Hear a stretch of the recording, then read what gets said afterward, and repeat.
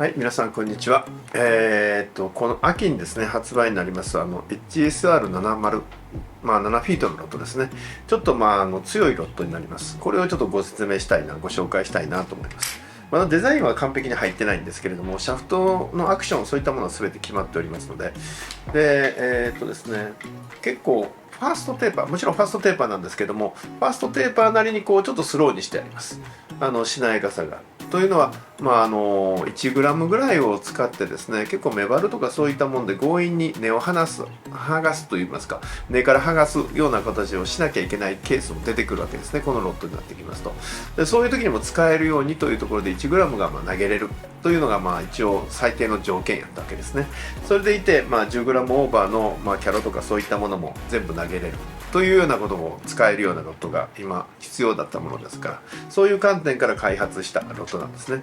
で、7フィート言ったらね、そんなにほんまはめちゃくちゃ長いロットではないんですよ。ただ今、4フィート台とか5フィート台が、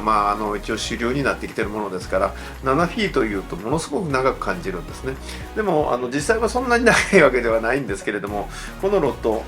かなり長く感じます。要するにそれはどういうことかというと、振った時に飛距離がすごい出るんで、長く感じてしまうんです。もっと長いんちゃうかいなと思うようなぐらいよく飛びます。ものがよく飛ぶわけですね。ですから 1g も使えるし、10g ぐらいの円筒も効くというアクションにしてあります。だから非常に使いやすくて 70m ぐらい、S キャリーの 10g で飛ぶんですけれども、70m ぐらい先の当たりがきれいに明確に感じれるというような感度を有しております。だから割とこう汎用性が高くて、で1g を使ってメバルなんかを強引に根から離す時のパワーなんかもかなり強いです。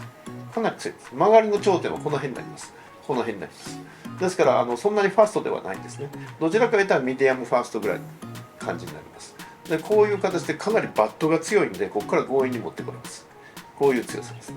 ですからS キャリーなんかで遠投したら青物とかそんなものも結構食ってくるんですけども、そういったもののやり取りも十分やっていただける。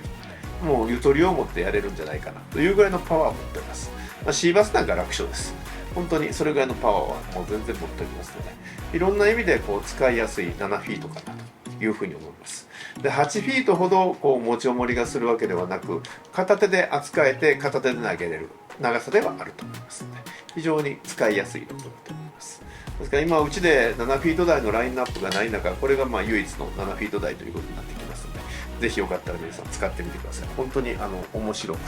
使いやすいロットだと思いますので、よろしくお願いいたします。